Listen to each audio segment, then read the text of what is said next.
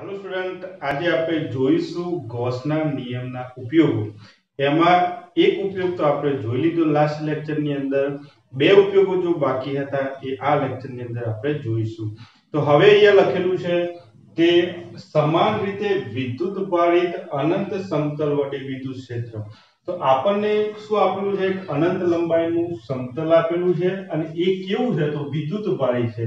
તો વિદ્યુત ભારિતા જે સમતલ છે એના લીધે આપણે વિદ્યુત ક્ષેત્ર શોધવાનું છે। તો આપણે આ પરિસ્થિતિને અહીંયા દોરીશું। તો આપણને આ એક અનંત લંબાઈનું સમતલ આપેલું છે જેની લંબાઈ કેવી છે? અનંત છે। અનંત લંબાઈ મતલબ બધી બાજુ એની લંબાઈ અનંત છે, પણ આપણે એનો અમુક જ ભાગ અહીંયા બતાવ્યો છે। આ કેવું છે? તો આ વિદ્યુત ભારિત છે, મતલબ કે આના પર વિદ્યુત ભાર છે। તો આપણે ધન વિદ્યુત ભાર અહીંયા લીધો છે।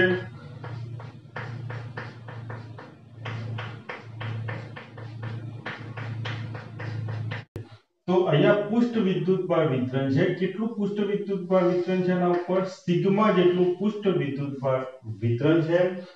તો અહીંયા આપણે લખી નાખીશું કે અહીં સમાન રીતે વિદ્યુત ભારિત અનંત સમતલ આપેલ છે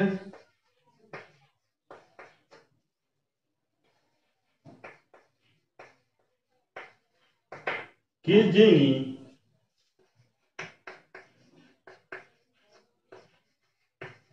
પૃષ્ઠ વિદ્યુત ભાર ઘનતા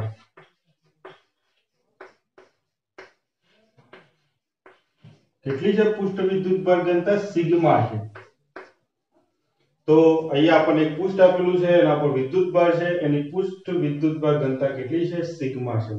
હવે આ આપણે આના વડે વિદ્યુત ક્ષેત્ર શોધવું હોય તો આપણે એક ગૌસિયન પૃષ્ઠ બનાવવું પડશે અને એ ગૌસિયન પૃષ્ઠ આપણે બનાવીએ છીએ। અહીંયા જો, તો આ અહીંયા મેં એક ગૌસિયન પૃષ્ઠ હું બનાવું છું। તો આ છે ગૌસિયન પૃષ્ઠ, કારણ કે આપણને ખબર છે કે ગૌસનો નિયમ ઉપયોગ કરવો હોય તો આપણે એક પૃષ્ઠ બનાવવું પડે જેને આપણે ગૌસિયન પૃષ્ઠ કહીએ છીએ, જેનો આકાર કેવો છે? તો એનો આકાર જે છે એ સમઘન આકાર છે। જો મેં અહીંયા બનાવ્યો છે સમઘન આકાર, આ સમઘન આકારનું મેં એક ગૌસિયન પૃષ્ઠ વિચારી લીધું છે। તો અહીંયા હું લખી નાખું છું કે સમતલ વડે, મતલબ અનંત સમતલ વડે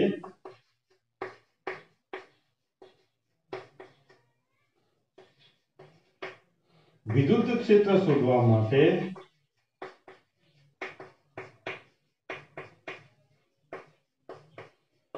એક પૃષ્ઠ વિચારવું પડશે, એક બંધ પૃષ્ઠ વિચારવું પડશે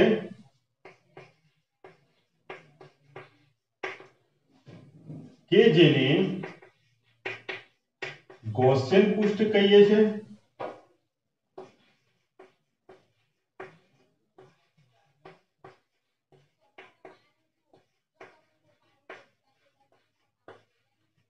કે જેનો આકાર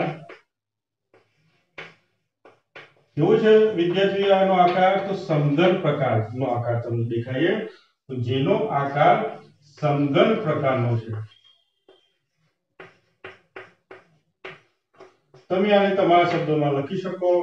વિદ્યુત ક્ષેત્ર શોધવા માટે બંધ પૃષ્ઠ અમે વિચાર્યું, જેને આપણે શું કહીએ છીએ? ગૌસિયન પૃષ્ઠ, અને જેનો આકાર કેવો છે? સમઘન પ્રકારનો છે। હવે અહીંયા જે આ મેં જે સમઘન ધારેલું છે, ગૌસિયન પૃષ્ઠ ધારેલું છે, એની કેટલી બાજુઓ છે? જુઓ તો એક આ રહી બાજુઓ, આ એક બાજુ છે, બીજી બાજુ આ છે, અને ત્રીજી બાજુ કયા પ્રકારની છે? આ રહી। જો મતલબ કે આ એક બાજુ, આ બીજી બાજુ અને આવી એક ત્રીજી બાજુ છે, બરાબર? બંને લઈ શકાય।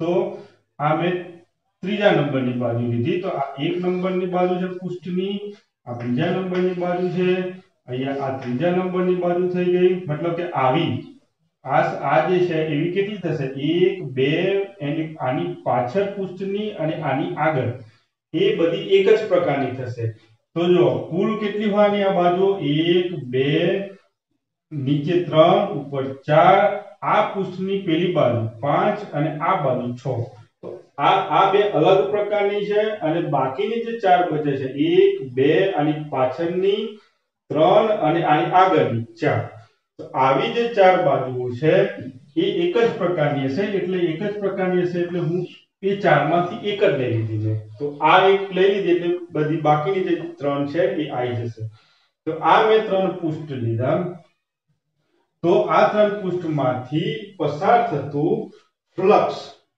શેમાં હશે તો જો પૃષ્ઠ 1 માંથી પસાર થતું ફ્લક્સ શૂન્ય નહીં હોય 2 માંથી પસાર થતું ફ્લક્સ શૂન્ય નહીં હોય પણ પૃષ્ઠ જે ત્રીજા નંબરનું જે છે મતલબ જે સમતલ આપણે ત્રીજા નંબરનું છે એ સમતલ ત્રીજા નંબરના સમતલમાંથી પસાર થતું ફ્લક્સ શૂન્ય હશે તો અહીંયા હું લખી નાખું છું કે અહીં આપણે જોઈએ કઈ રીતના શૂન્ય હશે પણ પહેલા હું અહીંયા લખી નાખું છું અહીં પૃષ્ઠ 1 અને 2 વડે મળતું વિદ્યુત ફ્લક્સ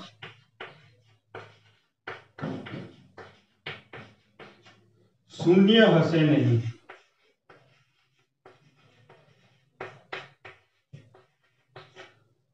બાકીના પૃષ્ઠ 3 જેવા મતલબ કે બાકીના 3 જેવા જે પૃષ્ઠ છે તો બાકીના પૃષ્ઠ 3 જેવા જેટલા બી પૃષ્ઠ હશે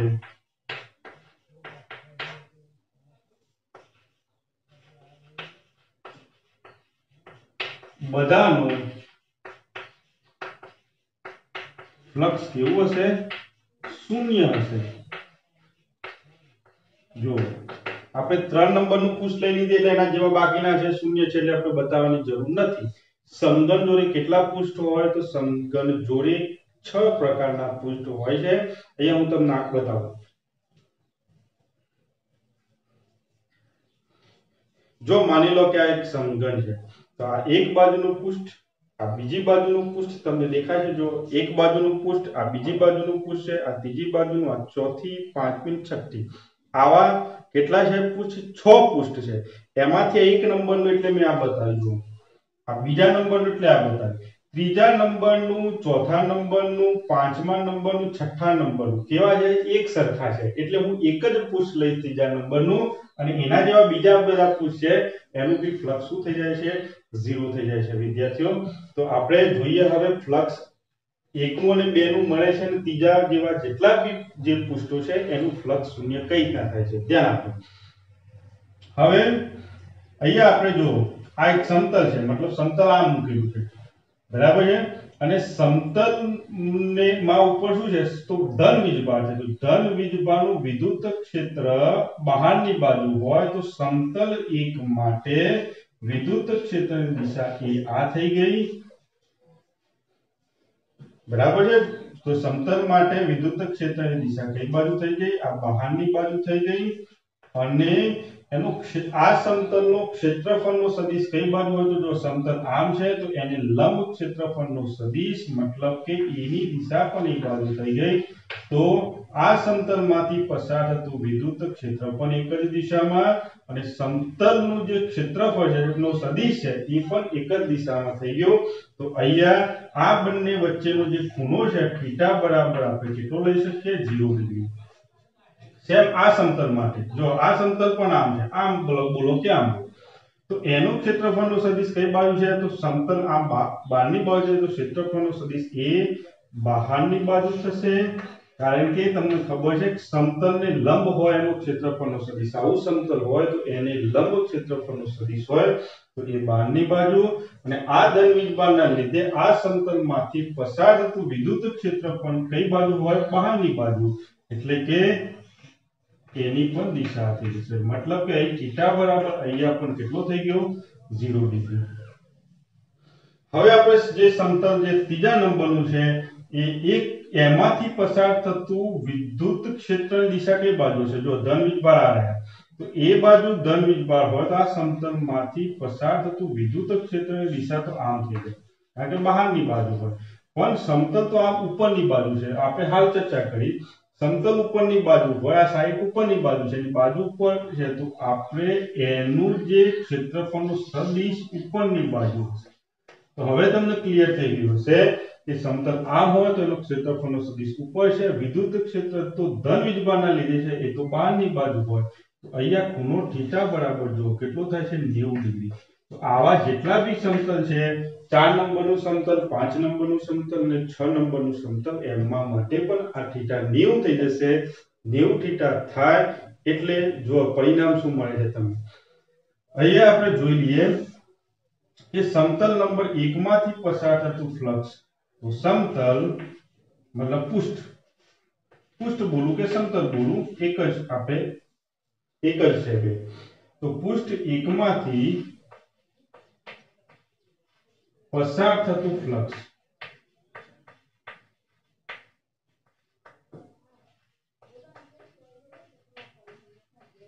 કેટલું થશે? તો જો પૃષ્ઠ 1 માંથી મતલબ ϕ1. હવે તમને ખબર છે કે આ પૃષ્ઠ જે આપણે લીધું છે કેવું છે? તો સમતલ પૃષ્ઠ છે. તો સમતલ પૃષ્ઠમાંથી પસાર થતું ફ્લક્સનું સૂત્ર આવું હતું. અહીંયા E a cos theta, theta બરાબર કેટલો છે? તો થીટા બરાબર 0 છે. તો અહીંયા આપણને મળ્યું E a. તો ϕ1 બરાબર આપણને મળ્યું E a. પૃષ્ઠ 2 માટે આપણે જોઈશું, તો પૃષ્ઠ 2 માંથી પસાર થતું જે ફ્લક્સ છે, તો પૃષ્ઠ 2 માંથી પસાર થતું ફ્લક્સ કેટલું થશે? તો આ રહ્યું. તો એના માટે પણ ϕ2 બરાબર E a cos 0, મતલબ કે cos 0 એટલે 1, મતલબ E a થઈ ગયું. એટલે ϕ2 બરાબર પણ આપણને કેટલો મળ્યો? E a મળ્યો. અને ϕ3 કેટલો મળશે? તો ϕ3 અહીંયા હું લખી નાખું છું. ϕ3 બરાબર E ડોટ a, મતલબ કે થીટા કેટલો છે બંને વચ્ચેનો? તો E a cos 90, મતલબ cos 90 છે, cos 90 એટલે 0 થઈ જાય. તો પૃષ્ઠ 3 માંથી પસાર થતું ફ્લક્સ શું છે? 0. એટલે એવા જેટલા બી હશે, આપણે નામ નથી આપ્યા, પણ 3 જેવા જેટલા બી પૃષ્ઠ હશે, એ બધા પૃષ્ઠ શું થઈ જશે? એમાંથી પસાર થતું ફ્લક્સ શું થઈ જશે? શૂન્ય થઈ જશે. તો અહીંયા હું લખું છું કે સમઘનમાંથી પસાર થતું કુલ ફ્લક્સ કેટલું હોય? તો ϕ બરાબર ϕ1 પ્લસ ϕ2 પ્લસ ϕ3 બરાબર ϕ1 બરાબર અહીંયા શું છે? તો સમીકરણ નંબર 1 આપી દીધો, અને અહીંયા સમીકરણ નંબર આ જેટલા બી છે, આ 1, આ 2 અને આ 3, આ ત્રણને મિલાઈને આપણે સમીકરણ નંબર 2 આપ્યું. તો આ સમીકરણ નંબર 2 છે. તો સમીકરણ નંબર 2 ની કિંમત સમીકરણ 1 માં મૂકતા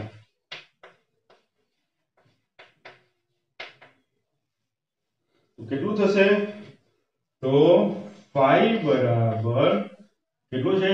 E a plus E a plus 0, મતલબ 2E a, કારણ કે બે વખત E a છે ને. તો ϕ બરાબર મને મળ્યો 2E a. આ આપણે આપી દીધું સમીકરણ નંબર 3. હવે ગૌસના નિયમ પરથી, ગૌસનો નિયમ શું છે? તો ગૌસના નિયમ પરથી, ગૌસનો નિયમ શું હતો? તો ગૌસનો નિયમ છે ફ્લક્સ ϕ બરાબર શું થાય? તો q divided by epsilon naught. હવે આ સમીકરણ નંબર મેં આપી દીધો 4. સમીકરણ નંબર 3 અને 4 ને સરખાવતા, તો અહીંયા હું લખીશું સમીકરણ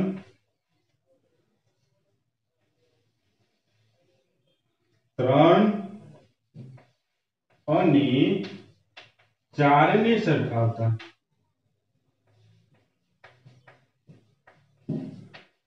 શું થશે? બંનેને હું સરખાઈશ તો મને મળશે 2EA બરાબર Q/ε0।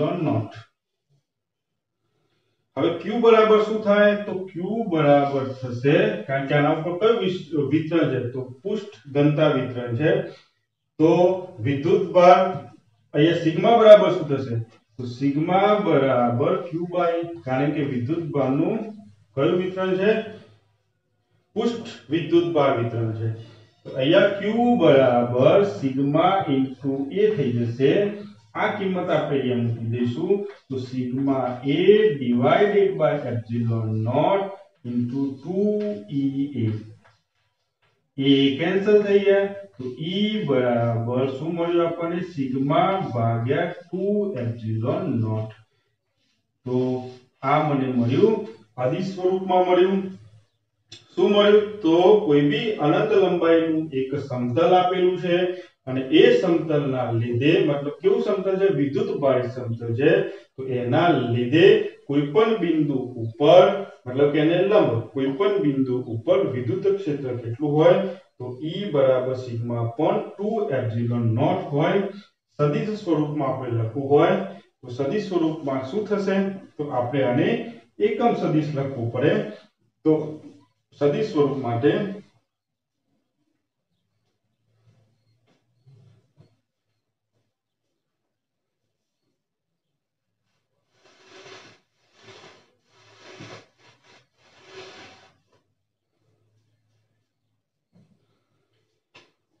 તો વિદ્યાર્થીઓને સદિશ સ્વરૂપમાં આપણે લખીશું, તો સદિશ સ્વરૂપમાં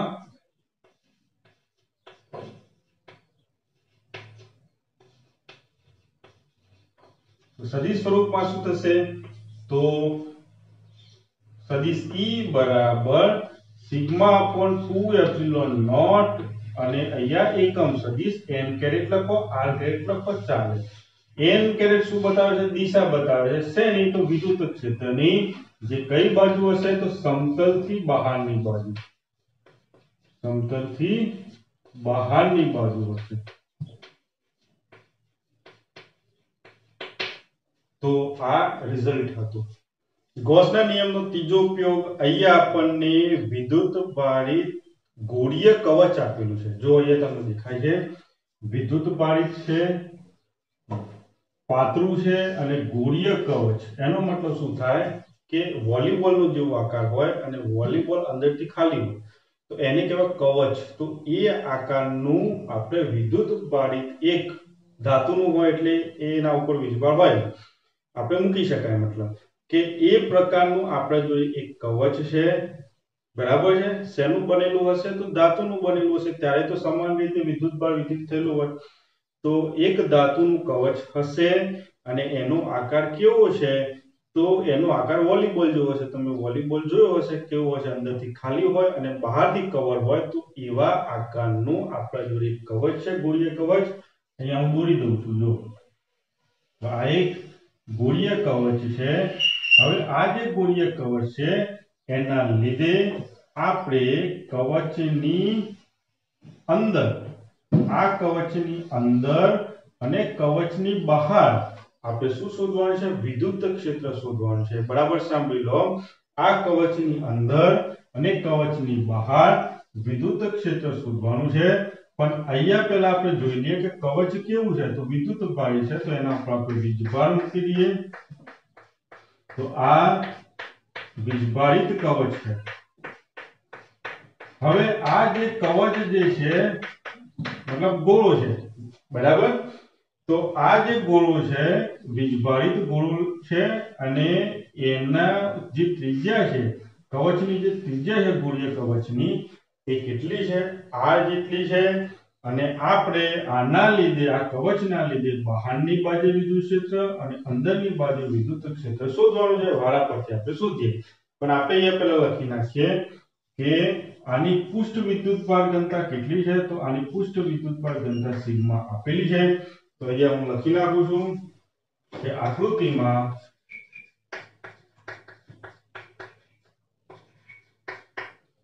સમાન રીતે વિદ્યુત બારિત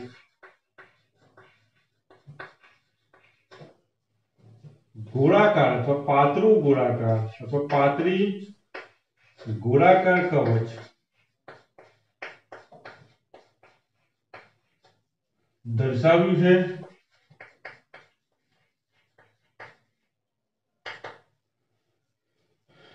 કવચ દર્શાવ્યું છે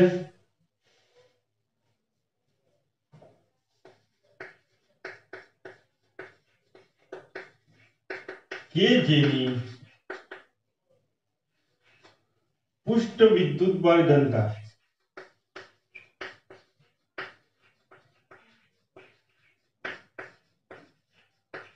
કેટલી છે? તો સિગ્મા છે. બરાબર. હવે આપણે બહારની બાજુ શોધીશું આનું વિદ્યુત ક્ષેત્ર અને અંદરની બાજુ શોધીશું. તો ધ્યાન આપો કે આ કવચની બહારની બાજુએ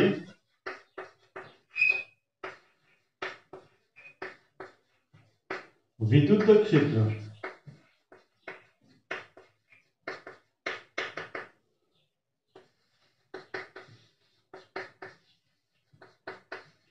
તો વિદ્યાર્થીઓ આના માટે આપણે શું કરીશું? તો આપણે બહારની બાજુએ એક બિંદુ લઈ લઈશું, એક નાનું સમતલ લઈ લઈશું અને ત્યાંનું શોધી નાખીશું આપણે વિદ્યુત ક્ષેત્ર અથવા વિદ્યુત ફ્લક્સ અને પછી આખાનું શોધીશું. જો કઈ રીતના ધ્યાન આપો તો બહારનું આપણે શોધવું હોય તો આપણે શું કરીએ છીએ કે આપણે ધારો કે આ બિંદુ ઉપર શોધવું છે તો આપણે બિંદુ P ધ્યાનમાં લઈશું. બરાબર. એ બિંદુ P ઉપર આપણે શું શોધવું છે? વિદ્યુત ફ્લક્સ પહેલા શોધીશું. ધ્યાન આપજો. આ બિંદુ P માંથી ધારો કે આ બિંદુ P નું આટલું નાનું મેં સમતલ ધ્યાનમાં લઈ લીધું. આ નાનું સમતલ છે અને એ સમતલમાંથી પસાર થતું ફ્લક્સ હું શોધી નાખીશ અને એ ફ્લક્સ શોધીને એનું શું કરીશું? સંકલન કરીશ. એટલે બાકીના જેટલા બી નાના પૃષ્ઠો જે બાજુમાં છે બધાનું ફ્લક્સ બધા પૃષ્ઠોમાંથી પસાર થતું ફ્લક્સ મળશે અને એ ફ્લક્સનો ઉપયોગ કરીને હું વિદ્યુત ક્ષેત્ર શોધીશ. ફરીથી નાનો મેં અહીંયા એક બિંદુ P ઉપર એક નાનું પૃષ્ઠ મેં ધારી લીધું અને એ પૃષ્ઠમાંથી પસાર થતું ફ્લક્સ શોધીને બાકીના જે પૃષ્ઠ છે એનું આપણે એમાંથી પસાર થતું ફ્લક્સ આપણે શોધી નાખીશું અને પછી એનો ઉપયોગ કરીને આપણે વિદ્યુત ક્ષેત્ર શોધીશું. કઈ રીતના જુઓ તમે ધ્યાન આપો. અહીંયા મેં નાનું પૃષ્ઠ ધારેલું છે અને આ પૃષ્ઠમાંથી મારે વિદ્યુત ક્ષેત્ર મતલબ કે વિદ્યુત ફ્લક્સ શોધવું છે. તો આ નાનું પૃષ્ઠ શેનો નિયમ ઉપયોગ કરવાનો છે? મારે ગૌસના નિયમનો ઉપયોગ કરવાનો છે. એટલા માટે હું આ એક સપાટી બનાવી લીધી. એ બિંદુ P માંથી પસાર થતી સપાટી મેં બનાવી દીધી અને એ સપાટીમાં આમ નાની મેં સપાટી બનાવી દીધી. એ સપાટીની જે ત્રિજ્યા છે એ કેટલી છે? તો r ત્રિજ્યાની મેં એક ગૌસિયન પૃષ્ઠ બનાવ્યું. તો અહીંયા હું લખી નાખું છું કે કવચની બહારના બિંદુએ વિદ્યુત ક્ષેત્ર શોધવા માટે એક ગૌસિયન પૃષ્ઠ બનાવ્યું. તો કવચની બહારની બાજુએ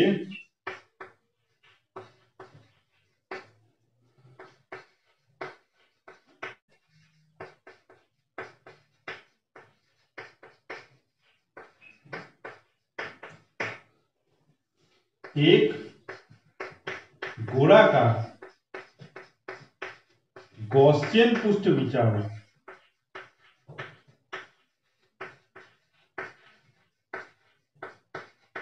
કે જે બિંદુ P માંથી પસાર થાય છે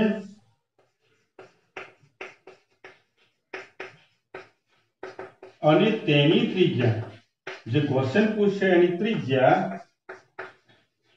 કેટલી છે? r છે. બરાબર. તો આ પૃષ્ઠમાંથી મતલબ કે આ ગૌસિયન પૃષ્ઠમાંથી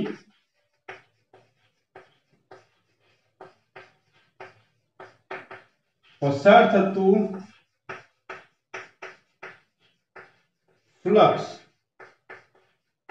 ધ્યાન આપજો આ આખું જે પૃષ્ઠ લીધું એમાંથી પસાર થતું ફ્લક્સ મારે શોધવાનું છે અને એમાંથી વિદ્યુત ક્ષેત્ર મેળવવાનું છે તો એના પહેલા તો મેં શું લીધું છે નાનો પોઈન્ટ આ લીધું છે જો તો આ નાનો જે મેં જે સમતલ ધારેલું છે એ નાનું સમતલમાં આ વિદ્યુતભાર કેટલો છે વિદ્યુતભાર q હશે તો આ નાના સમતલમાંથી પસાર થતું વિદ્યુત ક્ષેત્ર કઈ બાજુ હશે તો આ વિદ્યુતભારને લંબ તો જોઈએ આ રહ્યું તો એની દિશા આ છે અને જે મેં સમતલ લીધું છે આમ સમતલ લીધું તો સમતલનું લંબ કારણ કે જે સમતલ છે એનું ક્ષેત્રફળ સદિશ સમતલને લંબ હોય એની પણ દિશા કઈ બાજુ હશે ઉપરની દિશા હશે જ્યાં વિદ્યુત ક્ષેત્રની દિશા હશે તો આટલા જે મેં ગૌસિયન પૃષ્ઠ લીધું છે આ ગૌસિયન પૃષ્ઠ લીધું છે એ ગૌસિયન પૃષ્ઠનો નાનું આ ભાગ મેં ધારી લીધું છે તો એ નાના ભાગમાંથી પસાર થતું ફ્લક્સ કેટલું હશે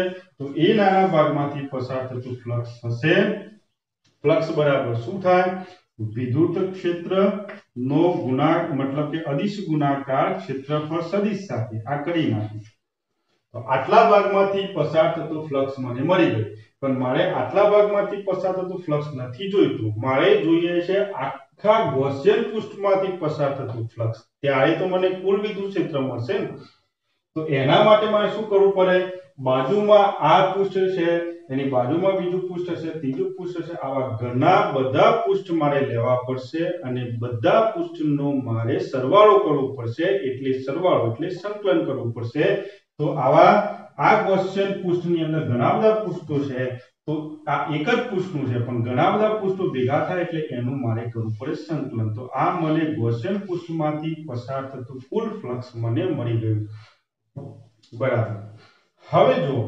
આ થીટા કેટલો છે અહીંયા બંને એક જ દિશામાં છે એટલે થીટા બરાબર શું થઈ ગયું 0 થઈ ગયું તો અહીંયા સંકલનની અંદર e ds cos 0 જે કેટલું મળશે તો મને મળશે e ds cos 0 મતલબ 1 થઈ ગયો તો મને આ ફ્લક્સ મળી ગયું તો ફ્લક્સ phi બરાબર e ને હું બહાર લઈ લઉં ds મતલબ કે સંકલનની અંદર ds છે એનો મતલબ શું થાય સંકલનની અંદર ds નો મતલબ થાય કુલ આપણે જે ગૌસિયન પૃષ્ઠ લીધું છે એનો કુલ ક્ષેત્રફળ કેટલું હોય તો ગૌસિયન પૃષ્ઠનો આકાર ગોળાકાર છે એટલે 4 pi r² તો અહીંયા આની જગ્યાએ શું થશે 4 pi r² તો e અને અહીંયા થઈ ગયું 4 pi r² આ મળી ગયું ફ્લક્સ તેમાંથી પસાર થતું તો આખું જે ગૌસિયન સપાટી મેં ગૌસિયન પૃષ્ઠ લીધું છે એમાંથી પસાર થતું ફ્લક્સ છે આ સમીકરણ નંબર 1 આપી દો હવે ગૌસના નિયમ પરથી ગૌસના નિયમ પરથી ગૌસનો નિયમ શું છે ગૌસનો નિયમ છે ફ્લક્સ phi બરાબર કુલ વીજભાર જાની આની અંદર કેટલો છે કુલ વીજભાર ડિવાઇડેડ બાય એપ્સિલોન નોટ તો આ સમીકરણ નંબર આપણે આપી દઈશું 2 તો સમીકરણ નંબર 1 અને સમીકરણ નંબર 2 ને સરખાવતા તો સમીકરણ 1 અને સમીકરણ 2 ને સરખાવતા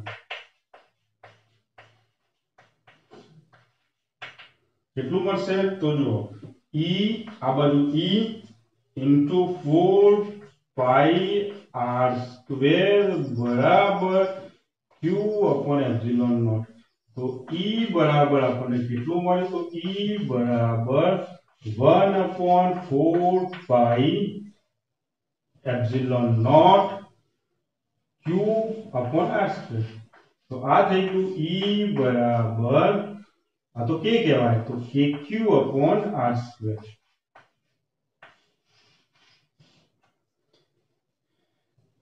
તો આ મને મળ્યું વિદ્યુત ક્ષેત્ર બહારની બાજુ તો આ જે બી આપણને વિદ્યુત બાળો આપેલા છે q વિદ્યુત બાળો આ q વિદ્યુત બાળોના લીધે કેન્દ્રથી આર અંતરે, તો કેન્દ્રથી આર અંતરે જે બી પૃષ્ઠ આપણે લીધેલું છે ગૌસિયન પૃષ્ઠ, એમાંથી પસાર થતું વિદ્યુત ક્ષેત્ર.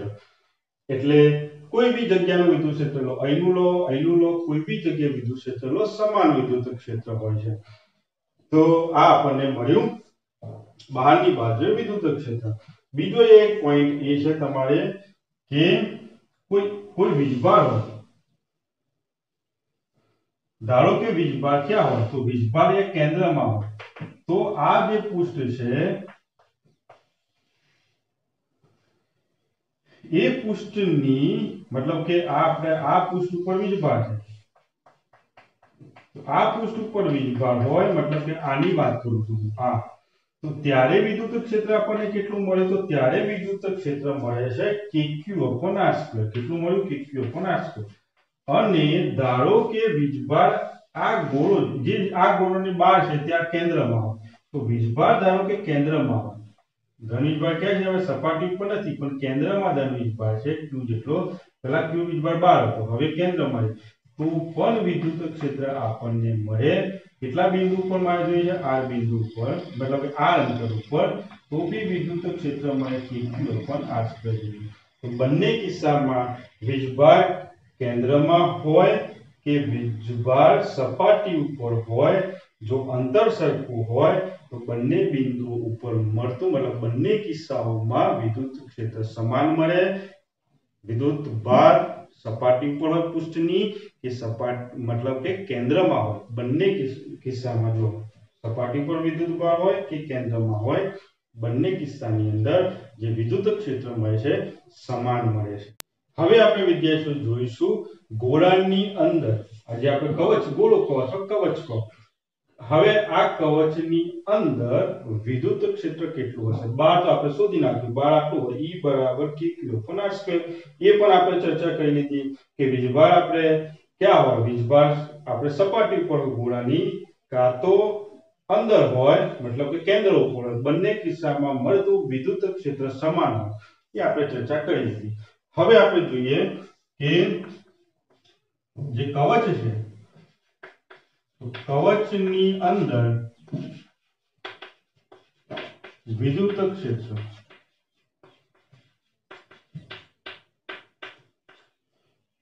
બરાબર. હવે આપણે જોઈશું કે કવચની અંદર વિદ્યુત ક્ષેત્ર મારે શોધવું હોય તો મારે અંદર શોધવું હોય અને ગૌસના નિયમનો ઉપયોગ કરવો હોય તો મારે ગૌસિયન પૃષ્ઠ બનાવવું પડે.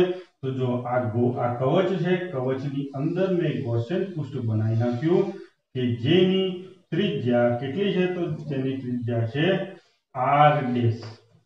તો એની ત્રિજ્યા થઈ, તો મેં જે કવચ છે એની અંદર એક ગૌસિયન પૃષ્ઠ બનાવ્યું છે કે જેની ત્રિજ્યા કેટલી છે? r' છે. તો અહીંયા લખી શકાય કે કવચની અંદર વિદ્યુત ક્ષેત્ર શોધવા માટે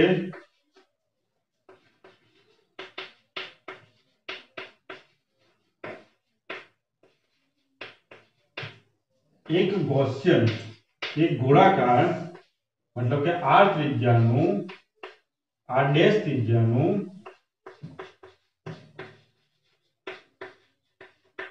એક ગોળાકાર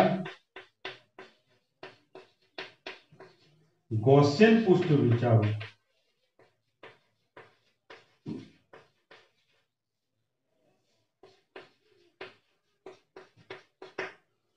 તો આપણે આ વિચારી લીધું છે, આ રહી ગૌસિયન પૃષ્ઠ આપણું, બરાબર છે.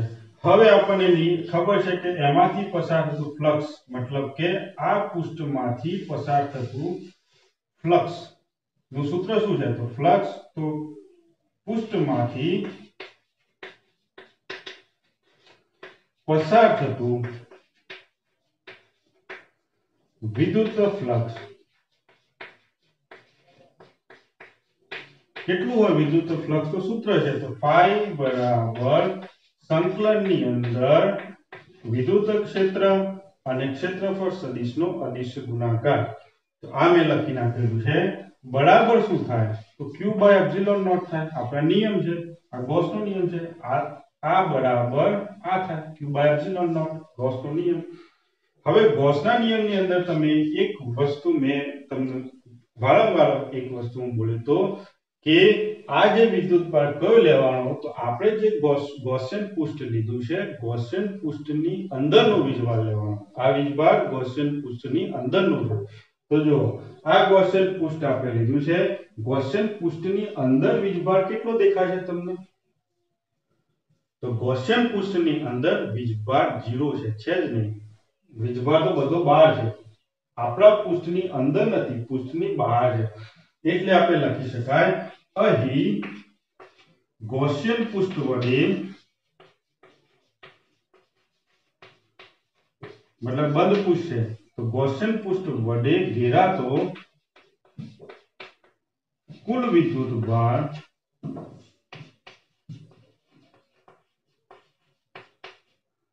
શૂન્ય છે. मतलब કે અહીં આપણે q બરાબર શું છે? તો q બરાબર એ શૂન્ય છે. q બરાબર શૂન્ય હોય તો E બરાબર પણ શું થઈ જાય? શૂન્ય થઈ જાય. તો જેથી E બરાબર પણ આપણું શું થઈ ગયું? શૂન્ય. મતલબ કે વિદ્યુત ક્ષેત્ર કેટલું થઈ ગયું? શૂન્ય થઈ ગયું. આને પણ વિદ્યાર્થીઓ સદિશ સ્વરૂપમાં બતાવો તો બતાવી શકાય એકમ સદિશને આપીને. તો અહીંયા આપણે પૃષ્ઠની અંદર વિદ્યુત ક્ષેત્ર કેટલું હોય? તો પૃષ્ઠની અંદર વિદ્યુત ક્ષેત્ર 0 હોય. બરાબર, ધ્યાન આપજો વિદ્યાર્થીઓ. હવે પૃષ્ઠની અંદર વિદ્યુત ક્ષેત્ર 0, મતલબ ક્યાંથી ક્યાં સુધી? અહીંયાથી કેન્દ્રથી લઈને આ પૃષ્ઠ આવે એના પહેલાની વાત છે. આ પૃષ્ઠ ઉપર નહીં, પૃષ્ઠની પહેલા સુધી વિદ્યુત ક્ષેત્ર શું હોય? 0 હોય. મતલબ કે કેન્દ્રથી આપણે આગળ નીકળતા જઈએ તો વિદ્યુત ક્ષેત્ર અહીંયા સુધી, પૃષ્ઠ ઉપર નહીં એના પહેલા વિદ્યુત ક્ષેત્ર શું છે? શૂન્ય છે. તો અહીંયા હું ગ્રાફ બનાવીશ, ધ્યાન આપો. શેના વિરુદ્ધ શેનો ગ્રાફ છે? તો આ અંતર વિરુદ્ધ વિદ્યુત ક્ષેત્રનો.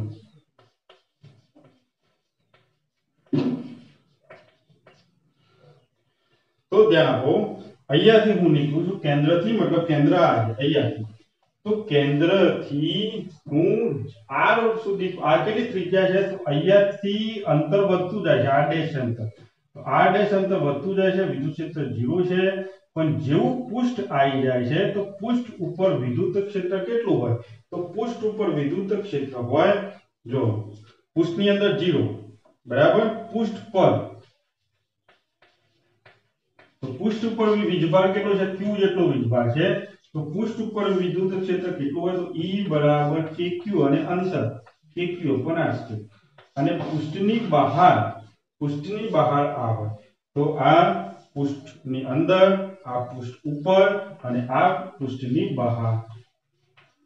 હવે તમને ખબર પડી જશે, અહીંયાથી આ સપાટી આવેના પહેલા વિદ્યુત ક્ષેત્ર 0, પછી વિદ્યુત ક્ષેત્ર આ સપાટી પર વિદ્યુત ક્ષેત્ર કેટલું? આવે. અને સપાટીની બહાર જેવા નીકળીએ તો એના માટે વિદ્યુત ક્ષેત્ર આટલું છે. તો ધ્યાન આપો, અહીંયા હું ગ્રાફ બનાવું છું કે 0 થી અહીંયા કેન્દ્રથી આપણે શરૂ કરીશું. તો કેન્દ્રથી આપણે ક્યાં સુધી આવીએ? તો કેન્દ્રથી સમતલ સુધી ઉપર, મતલબ કે આ સમતલ સુધી વિદ્યુત ક્ષેત્ર શૂન્ય છે. તો અહીંયાથી આપણે સમતલ કેટલા અંતર ઉપર? r બરાબર r, મતલબ કે એની ત્રિજ્યા જેટલું, કેન્દ્રથી ગોળાની આપણું જે કવચ છે એની ત્રિજ્યા સુધી વિદ્યુત ક્ષેત્ર શૂન્ય છે. તો આ તો લીધું, r બરાબર r સુધી શૂન્ય હતું. અને પછી જેવા r ઉપર પહોંચ્યા વિદ્યુત ક્ષેત્ર વધી ગયું. કેટલું થઈ ગયું? kq/r². એટલે આ વિદ્યુત ક્ષેત્રનો જેવા r ઉપર આપણે પહોંચ્યા અંતર ઉપર, ત્યાં વિદ્યુત ક્ષેત્ર મહત્તમ થઈ ગયું. જો આ વિદ્યુત ક્ષેત્ર બતાવે છે મહત્તમ થઈ ગયું. અને ત્યાંથી આપણે આગળ નીકળીશું, તો ત્યાંથી આગળ નીકળીશું તો આ સૂત્ર લાગે. તો એ આગળ નીકળીશું મતલબ અંતર વધે તો વિદ્યુત ક્ષેત્ર ઘટે. અંતર વધે તો વિદ્યુત ક્ષેત્ર ઘટે. કયા પ્રમાણે ઘટે? r² પ્રમાણે. તો 1/r² પ્રમાણે, મતલબ કે અંતરના વર્ગના વ્યસ્ત પ્રમાણે વિદ્યુત ક્ષેત્ર છે. એટલે અંતર વધે તો વર્ગના પ્રમાણે વિદ્યુત ક્ષેત્ર શું થાય? ઘટે. તો એ આ વિદ્યુત ક્ષેત્ર ઘટ્યું. અંતરના વર્ગના પ્રમાણે વિદ્યુત ક્ષેત્ર શું થાય છે? ઘટે છે. એટલે એવું એના માટે જે આપણે વક્ર આવું આવે. તો આ અહીંયા E બરાબર 0 હતું, અહીંયા E બરાબર મહત્તમ હતું, અને અહીંયા વિદ્યુત ક્ષેત્ર ઘટે છે. કયા પ્રમાણે ઘટે છે? તો 1/r² પ્રમાણે. તો વિદ્યાર્થીઓ, આ હતો ગૌસના નિયમની છેલ્લો ઉપયોગ હતો. વિદ્યાર્થીઓ, તમને આ વિડીયો સારો લાગ્યો હોય તો તમે આ ચેનલને સબસ્ક્રાઇબ કરજો અને વધારે વિદ્યાર્થીઓ સુધી આ વિડીયોને પહોંચાડજો. લાસ્ટમાં thank you for watching such video.